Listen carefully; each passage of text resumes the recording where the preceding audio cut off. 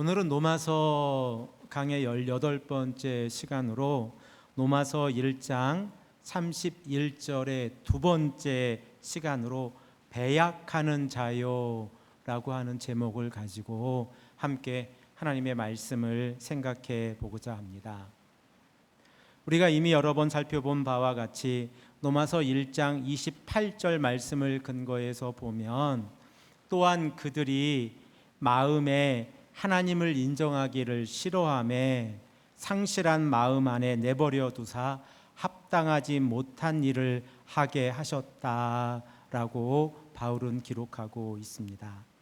그리고 그 결과로 29절에서 31절까지 6가지 분류의 21가지 목록을 기록하고 있습니다. 그리고 우리는 지난 시간에 우매한 자요, 아수네토스라고 하는 의미를 6번째 분류의 18번째 항목으로 생각을 해보았습니다. 이 우매한 자요라고 하는 이 의미가 마태복음 15장에 근거해 보면 부모님을 거역하는 자요의 하나의 예로서 우매한 자요로 연결되어져 있다라고 말씀을 드렸습니다. 즉 바리새인들과 서기관들이 고르반으로 부모님께 드릴 것을 하나님께 드렸다고 말하면 이는 전통으로 하나님의 계명을 어기는 자들이 된다라고 말씀을 드렸습니다. 이러한 측면에서 악을 도모하는 자의 예시로 부모를 거역하는 자요라고 언급하고 있는 바울은 바로 이 부모를 거역하는 자들이 우매한 자요, 어리석은 자요라고 정의하고 있음을 우리는 깨달아 알았습니다. 또한 우매한 자요의 두 번째 의미로서 로마서 10장 19절 말씀을 근거해서 하나님을 알지 못하는 백성들의 특징으로서 어리석음에 대해서 말씀을 나누었습니다. 우리가 지난 시간에 살펴본 바와 같이 신명기 32장 21절에 이 어리석은 백성이라고 하는 표현을 로마서 10장 19절에서 미련한 백성으로 언급하고 있는데 바로 그들은 패역한 세대요, 진실이 없는 세대이며 또한 로마서 10장 21절 말씀을 근거해서 보면 순종치 아니하고 거슬려 말하는 백성들이다 라고 정의해 볼 수 있습니다. 오늘은 6번째 분류의 19번째 목록에 해당이 되는 배약하는 자요라고 하는 단어에 대해서 함께 생각을 해 보고자 합니다. 먼저 한국어로 기록되어져 있는 이 배약이라고 하는 단어의 의미를 우리가 알아야 합니다. 저희 세대들 그리고 저보다 연배가 더 많은 세대들은 배약 그러면 배신할 배, 배반할 배에 맺을 약이라는 한자어가 머릿속에서 그려질 겁니다. 그리고 그 의미는 약속을 어겨 저버림이라고 하는 의미를 가지고 있는 단어입니다. 이 단어가 배약으로 이제 이렇게 번역이 되어져 있는데 최근 번역되어져 있는 한국어 성경들을 보면 신의를 잊어버림 이러한 의미를 가지고 해석을 많이들 해 놓았습니다. 그런데 신약 성경에서 헬라어의 의미를 살펴보면 이 배약이라고 하는 의미가 가장 정확하게 번역을 한 의미 중에 하나입니다. 왜 그런가 하면 오늘 성경에서 기록되어져 있는 배약하는 자요라고 하는 이 헬라어를 보면 아스네세토스라고 하는 단어입니다. 그런데 이 단어가 어떻게 구성되어져 있는지를 보면 그 의미를 살펴볼 수 있습니다. 먼저 명사로서 순세케라고 하는 단어가 있습니다. 이 순세케라고 하는 단어는 공식적인 약속, 이라고 하는 단어를 가지고 있습니다. 또는 계약이라고 하는 단어의 의미를 가지고 있는 헬라어입니다. 그 앞에 부정접두어 아를 붙여서 아순의 센토스라고 하는 형용사를 만들고, 그리고 이 형용사가 명사화되어서 배약하는 자들이라고 하는 의미를 만들어냈습니다. 그러니까 헬라어 의미를 보면 약속을 저버린 사람들이라고 하는 의미를 가지고 있는데, 그 의미를 개역 개정 성경에서 배약이라고 하는 한자어로 잘 풀어낸 겁니다. 여기서 조금 더 깊이 생각을 해보면 이 순세케라고 하는 단어는 또 두 단어가 결합을 해서 만들어진 단어입니다. 먼저 세케라고 하는 단어의 의미를 보면 이 의미는 무덤이라고 하는 단어를 가지고 있습니다. 그리고 두 번째 의미로 세케라고 하는 단어는 칼을 넣는 칼집이라고 하는 단어를 가지고 있습니다. 그리고 그 앞에 순이라고 하는 이 전치사가 붙었는데, 이 순이라고 하는 전치사는 together, 함께라고 하는 의미를 가지고 있습니다. 즉 약속이라고 하는 거, 이 약속이라고 하는 의미를 함께 무덤까지 가는 거, 또는 칼과 칼집을 함께 결합시키는 거라고 하는 의미에서 이 약속이라고 하는 단어를 생각해 볼 수 있습니다. 그리고 이 단어는 이제 구약 성경 히브리어를 헬라어로 번역한 LXX라고 하는 이 헬라어 성경에서 종종 사용이 되어지는데, 그렇게 많은 사용례를 가지고 있는 단어는 아닙니다. 그 대표적인 예가 이사야서 28장 15절 말씀에 기록되어져 있는데, 그 예를 살펴보면 오만한 자들에 대해서 이사야가 언급을 하면서 그들에 관해서 수올과 맹약을 맺은 자들, 즉 죽음과 맹약을 맺은 자들이라는 표현이 나옵니다. 그런데 이 순세케라고 하는 이 헬라어가 신약 성경에 들어와서는 전혀 사용이 되지 않습니다. 이 순세케, 약속이라고 하는 단어 대신에 언약을 의미하는 디아세케라고 하는 단어로 변화가 되어서 신약 성경에서는 디아세케라고 하는 단어가 약속, 언약이라고 하는 의미로 사용을 하고 있습니다. 하지만 바울은 구약적 배경이 아주 강하고, 그리고 그가 배운 학문의 지식으로 인해서 이 순세케라고 하는 단어를 가지고 아순의 센토스라고 하는 배약하는 자들이라고 하는 의미를 만들어서 오늘 본문에 기록하고 있는 겁니다. 자, 그러면 이 배약하는 자요라고 하는 이 단어를 가지고 우리가 문맥에서 이 의미가 무엇을 의미하는지를 조금 더 깊이 있게 생각을 해보고자 합니다. 바울은 악을 도모하는 자요라고 하는 이 단어를 사용하고 나서 그 악을 도모하는 자요의 대표적인 예로서 부모를 거역하는 자요라고 하는 단어를 사용합니다. 그리고 나서 바로 그 부모를 거역하는 자요가 우매한 자들이고, 또한 이 우매한 자라는 단어를 사용함으로 인해서 이제 부모를 거역하는 자요와 하나님을 신뢰하지 않는 자요의 두 가지의 연결고리로 우매한 자요라고 하는 단어를 사용을 합니다. 그리고 나서 이제 바울은 우매한 자요가 어떠한 자인지를 우리에게 직접적으로 말씀하고 있지는 않지만, 지난 시간에 살펴본 바와 같이 이 우매한 자요라고 하는 의미는 첫 번째 부모님께 순종하지 아니하는 자들, 그리고 두 번째 하나님을 인정하지 않는 자들을 의미하고 있습니다. 그리고 이 하나님을 인정하지 않는 자들에 대해서 오늘 본문에서는 바울이 배약하는 자들, 약속을 저버린 자들, 순종치 않는 자들을 언급하고 있음을 우리는 알 수 있습니다.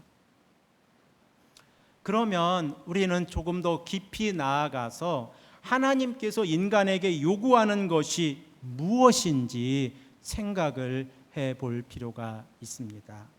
하나님께서 인간에게 요구하는 것을 가장 먼저 생각을 해본다고 하면 이는 순종입니다. 나 위에 다른 신을 섬기지 말라라고 하는 이 십계명을 통해서 우리에게 말씀하고 있는 것은 하나님의 말씀에 순종하라라고 하는 의미를 가지고 있습니다.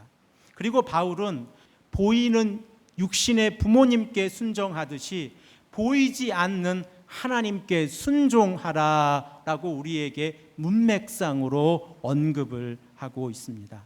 하지만 오늘 성경에 기록되어져 있는 이 배약한 자들은 보이는 부모님께 순종도 하지 아니하였고 보이지 아니하는 하나님께도 순종하지 아니한 자들입니다. 순종은 믿음과 연관되어져 있습니다.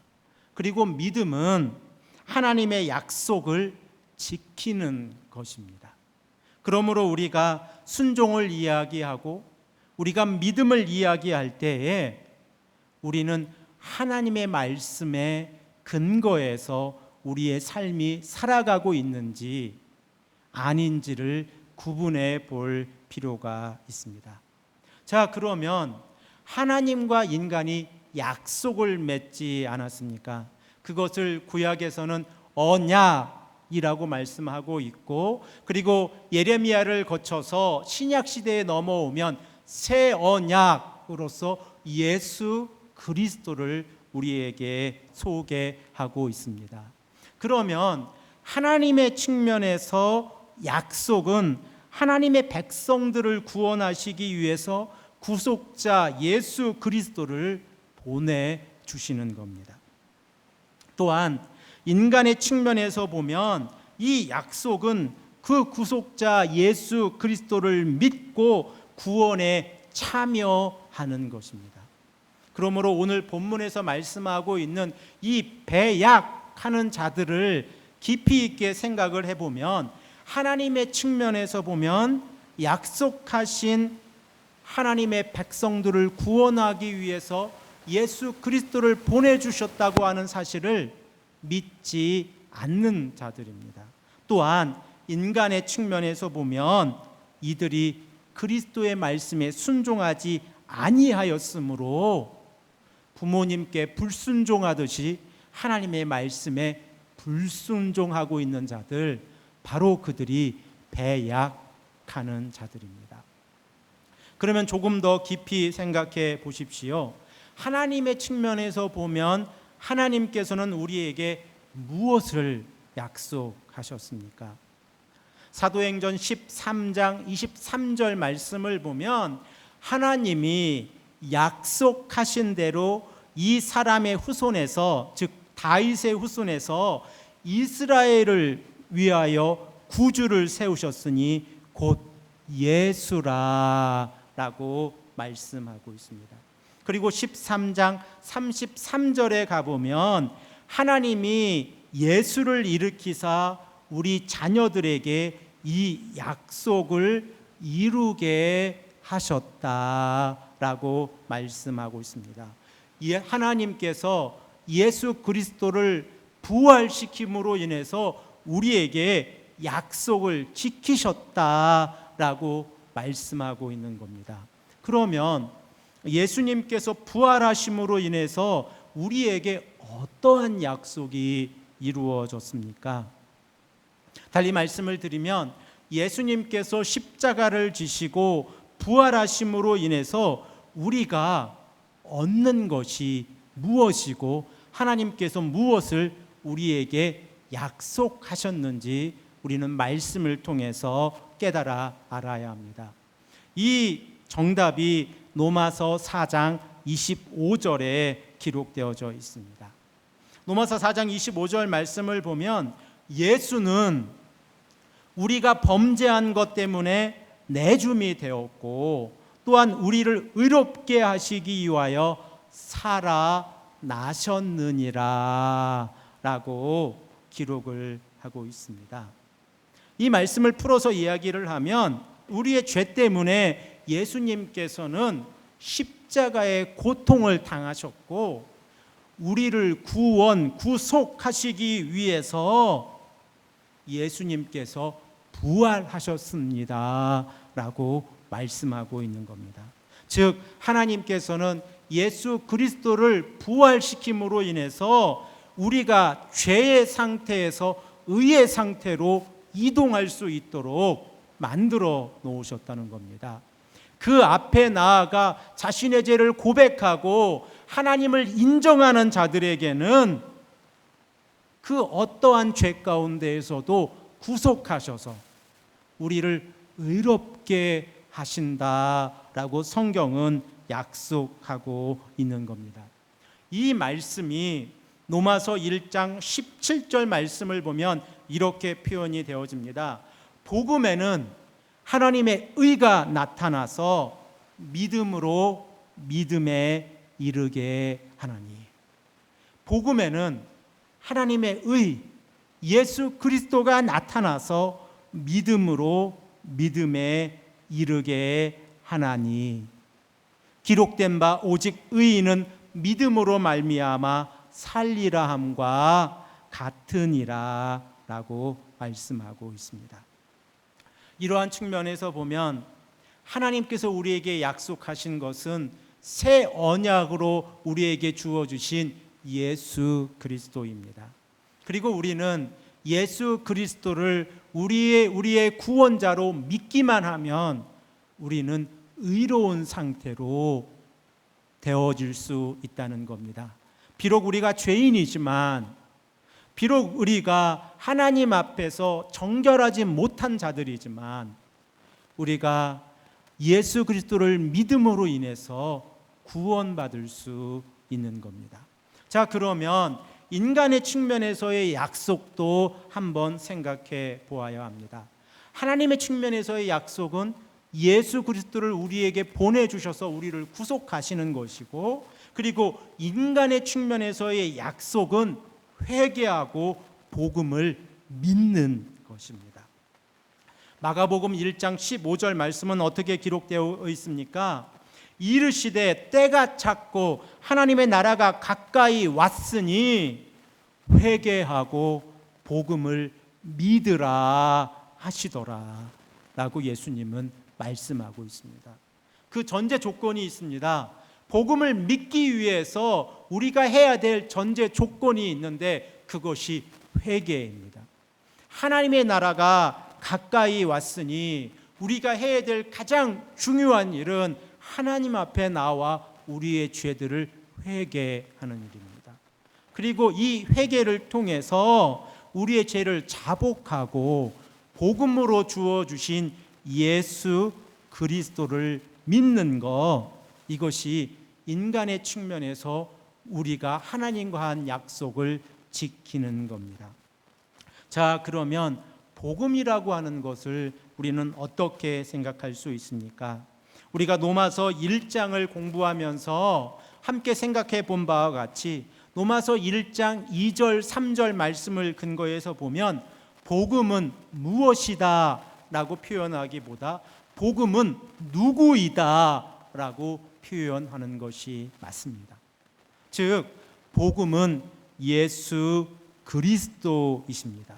그러므로 우리가 회개하고 복음을 믿으라 라고 하는 이 마가복음 1장 15절 말씀을 로마서 1장 2절과 3절 말씀을 근거해서 생각해 보면 이는 예수 그리스도를 믿는 것, 그것이 복음이고, 그리고 이 일이 우리가 이 땅을 살아가면서 하나님과 한 약속을 지키는 거라는 것을 우리는 깨달아 알아야 합니다. 이렇게 하나님의 말씀을 지키고 나아갈 때에, 이렇게 하나님의 말씀을 우리가 받아들일 때에 에베소서 1장 13절에서 말씀하고 있는 바와 같이 그 안에서 너희도 진리의 말씀, 곧 너희의 구원의 복음을 듣고 그 안에서 또한 믿어 약속의 성령으로 인치심을 받았느니라 라고 말씀하고 있습니다. 우리가 우리의 죄를 고백하고 회개하고 복음을 믿었을 때에, 구원의 복음을 듣고 그 복음을 믿었을 때에 약속의 성령으로 우리를 인치셔서 더 이상 죄 가운데 거하지 아니하도록 하나님의 의로운 백성으로 살아갈 수 있도록 우리를 인도하신다는 겁니다. 그러므로 로마서 10장 13절에서 말씀하고 있는 바와 같이 누구든지 주의 이름을 부르는 자는 구원을 받습니다. 그리고 이에는 그 어떠한 차별도 있지 아니하고 죄인이 하나님께 나와 예수 그리스도를 나의 구원자라고 고백하는 바로 그 순간 우리에게 구원이 임하고 성령의 인치심을 받는다는 사실을 우리는 깨달아 알아야 합니다.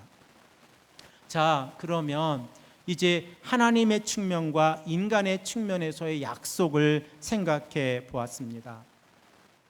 그러면 이 배약한 자들은 누구입니까? 복음을 받아들이지 않은 자들, 바로 그들이 배약한 자들입니다. 오늘 본문 로마서 1장 28절에서 말씀하고 있는 바와 같이 하나님을 인정하기를 싫어하며, 하나님을 마음속에 인정하기를 싫어하며 상실한 마음 안에 내버려 두사 합당하지 못한 일을 하게 하셨다라고 바울은 언급하고 있는데, 바로 이들 하나님을 마음으로 인정하기를 싫어하는 자들, 바로 그들을 한마디로 이야기하면 배약한 자들입니다. 그리고 그들은 복음에 순종하지 않는 자들임을 우리는 말씀을 통해서 깨달아 알았습니다. 자, 그러면 사도 베드로가 베드로전서 4장 17절에 말씀하고 있는 바와 같이 복음에 순종하지 아니하는 자들의 결말이 어떻습니까? 복음에 순종하지 아니할 때에 우리에게 다가오는 것은 무엇입니까? 이를 히브리서 4장 6절 말씀을 보면 이에 대한 대답을 언급하고 있는데, 히브리서 4장 6절 말씀을 보면 이렇습니다. 그러면 거기에 안식에 들어갈 자들이 남아 있거니와 복음 전함을 먼저 받은 자들은 순종하지 아니함으로 말미암아 들어가지 못하였으므로 라고 말씀하고 있습니다. 즉 복음을 먼저 받은 자들이라고 할지라도 이들이 순종하지 아니하면, 하나님의 말씀을 믿어 순종하지 아니하면, 예수 그리스도를 구원자로 믿지 아니하면, 또 이로 인해서 성령의 인치심을 받지 아니하면 그 안식에 들어가지 못한다라고 히브리 기자는 우리에게 말씀하고 있습니다. 이러한 측면에서 보면 이 배약하는 자들, 그들은 복음을 인정하지 않는 자들입니다. 그리고 그 배약한 죄를 범하는 자들은 하나님을 그들의 마음속에 두지 아니하는 자들입니다. 그러므로 우리는 이 땅을 살아가면서 이러한 죄 가운데 거하지 아니하도록 늘 우리의 마음을 삼가고 조심해야 합니다. 우리의 마음이 하나님께 둘 수 있도록, 또 우리의 시선이 저 하늘을 바라보는 자들의 삶으로 살아갈 수 있도록 우리의 마음을 다시 한번 되잡고, 그리고 다시 한번 거룩해질 수 있도록 노력해야 합니다. 우리는 이 땅의 시민권을 두고 살아가는 자들이 아닙니다. 우리는 하늘나라의 시민권을 두고 살아가는 자들입니다. 그러므로 우리는 이 땅을 살아가는 세상의 법을 따르는 자들이 아니라 하나님의 사람들입니다. 그러므로 우리는 하늘의 법을 따라 살아가야 합니다. 그 하늘의 법은 우리에게 무엇을 요구하고 있습니까? 약속을 받은 자들로서 약속을 지키기를 원하고 계십니다. 그리고 그 약속은 예수 그리스도입니다. 그리고 그 약속은 예수 그리스도를 우리의 구원자로 고백하는 겁니다. 이렇게 할 때에 우리는 이 땅의 삶에서 하나님을 인정할 수 있고, 또한 우리는 이 땅의 삶에서 합당한 말씀에 합당한 자로서의 삶을 살아갈 수 있습니다. 저와 여러분들이 이 삶에 동참하기를 다시 한번 간곡히 부탁드립니다. 함께 기도하겠습니다. 아버지 하나님, 감사합니다. 오늘 말씀을 통해서 배약하는 자요라는 제목을 가지고 함께 하나님의 말씀을 생각해 보았습니다. 하나님께서는 우리를 구원하시기 위해서 예수 그리스도를 보내주셨는데, 우리는 우리의 삶 가운데에서 예수님을 인정하지 아니하는 그런 미련한 자들이 되지 아니하도록 인도하여 주시옵소서. 약속을 저버린 자로 살아가지 않게 하시고 약속을 지키는 자로서 이 땅에서의 삶을 살아갈 수 있도록 인도하여 주시옵소서. 감사드리오며 사랑이 많으신 예수 그리스도의 이름으로 간절히 기도합니다. 아멘.